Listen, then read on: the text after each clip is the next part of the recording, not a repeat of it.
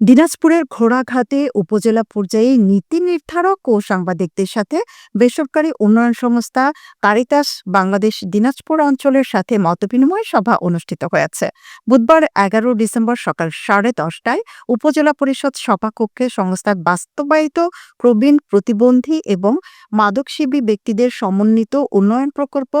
SDDF এর আয়োজনে উন্নয়ন কমিটির সভাপতি সজল চন্দ্র মণ্ডলের সভাপতিত্বে এবং উপজেলা অ্যানিমেটর আসন্তা হেমব্রমের সঞ্চালনায় মতবিনিময়ে প্রধান অতিথি হিসেবে বক্তব্য রাখেন উপজেলা নির্বাহী কর্মকর্তা রফিকুল ইসলাম ও বিশেষ অতিথি হিসেবে বক্তব্য রাখেন উপজেলা যুব উন্নয়ন কর্মকর্তা আব্দুল মাবুদ, ঘোড়াঘাট থানার ভারপ্রাপ্ত কর্মকর্তা ওসি নাজমুল হাসান।